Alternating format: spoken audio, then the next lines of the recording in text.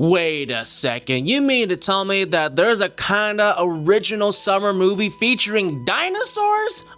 What? Ever since the Jurassic Park franchise ruined the dinosaur genre, it's like no one ever wants to try their hand in potentially making something awesome with dinosaurs anymore. But maybe this movie managed to change something.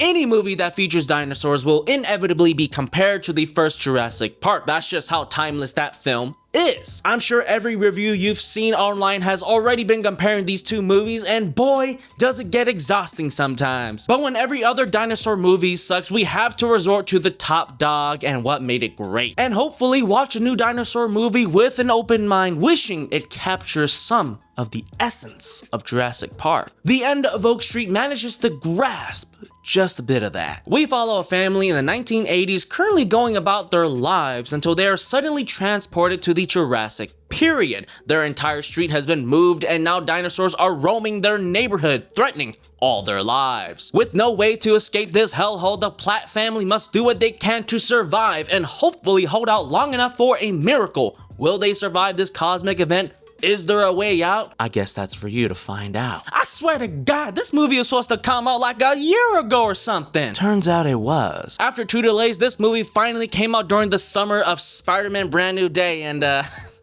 I gotta say, it had potential to be great. Production-wise, this is a fantastic looking movie with some pretty awesome dinosaur moments that were kinda cut short. The concept of this movie is pretty cool and had me begging for more from the script. It's set in the 80s and the way this movie is shot and edited feels reminiscent of movies from earlier times, and you can clearly see the influence J.J. Abrams had on this movie. Although there is this strange overuse of split diopter shots that never really led to anything. I mean, why couldn't the director and cinematographer just stuck to a regular wide shot sometimes, you know? It's cool.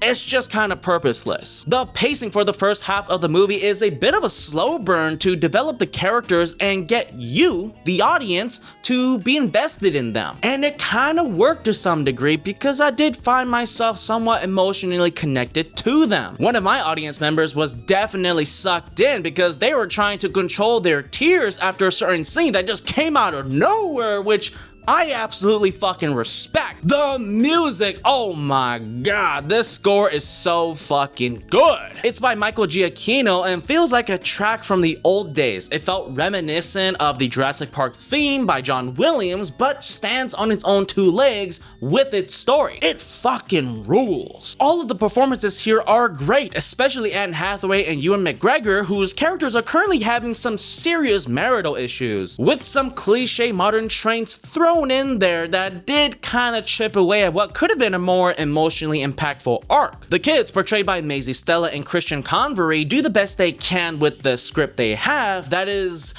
not the best writing here. In fact, it seems like the writers didn't know what to do with the kids, so they decided to have the kids do the dumbest thing possible to move the plot along. I don't need everything to make sense or to be explained. I don't care if you're going to use a cliche or trope we've all seen a million times before. It just needs to work in the context of the movie and actually pay off, not be some stupid cop-out to get the characters doing something, especially when that thing is stupid as hell. In case you haven't figured it out by now, the writing for this film can be absolutely atrocious at times, especially the third act, which is by far the weakest part of the whole movie because of how it all just wraps up. Ewan McGregor's character is kind of a less wimpy version of Scoot McNairy's character from Speak No Evil, but very much the modern trope of a limp dick white guy who is struggling to care for his family. And Anne Hathaway is Anne Hathaway, a narcissistic piece of shit girl boss who wants to run away and live her dream of being a great book author. Unfortunately, she's stuck being a mom in this small town with a loser husband. I'm exaggerating a little bit there, but it's not too far off from what her character actually is. And with all that in mind, you can clearly see what this movie is trying to do and where their arc is gonna go. 2 parents on the edge of divorce, forced into a life or death situation that requires them to figure out their shit or else they'll die. And maybe they'll come to the realization that they love and need each other more than they thought. We've all seen this before and it never gets old. It just entirely depends on the delivery and if it's earned.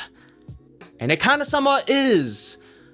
Not really. I'd say the biggest problem is that the kids are sidelined in this story. This movie is so focused on the strained relationship between the parents that it forgets to utilize the kids to help develop a family bond and dynamic, which is crazy to me because the kids should be the central focus of their arc. They should be the ultimate final reasons for the parents to figure out their shit, but instead the kids go on some ridiculous goose chase in the middle of the night while there are potentially hundreds of predators all around them. And holy shit, don't even get me started on the completely unnecessary lesbian romance shoehorned into this movie with a colored actress. Oh my god, this shit is fucking shameless. What's even crazier now that I'm thinking about it is how empty this neighborhood feels, which makes absolutely zero fucking sense. I don't know if it was for budgetary reasons or not, but it seemed like every single household was empty and the only people surviving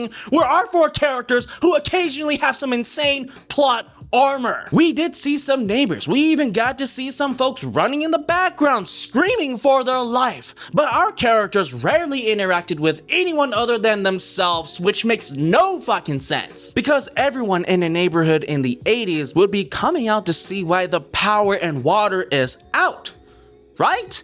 Where the fuck is everyone? And not to be that asshole, but I'm gonna be that asshole. Without spoiling too much, there's a time traveling element to the movie that really could have been incorporated better or just not at all. Because the moment you think about it, it doesn't make any sense and kind of creates a paradox that sort of takes away from the emotional core of the movie. As happy as I am to finally see an original film in theaters with dinosaurs without a scene with a T-Rex doing the classic screech, this thing was a disappointment. If anything, this movie begs to be longer, like it could have used an extra 15 to 20 minutes to further develop this family bond in order for audiences to feel even more for the characters. Or replace all those dumb sequences and plot lines and give it to the family. I appreciate what the ending was trying to do, even if it didn't 100% work. For me, it could have worked, just maybe should have been developed more. There is something here, something with another draft of the script could have been on the same level as Jurassic Park.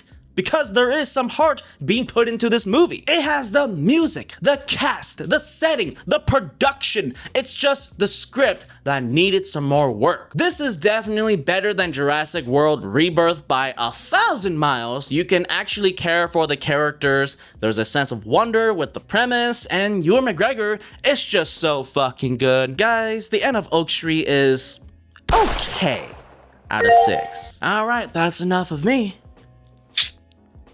I'll catch you guys next time. I know a place. I know a place in the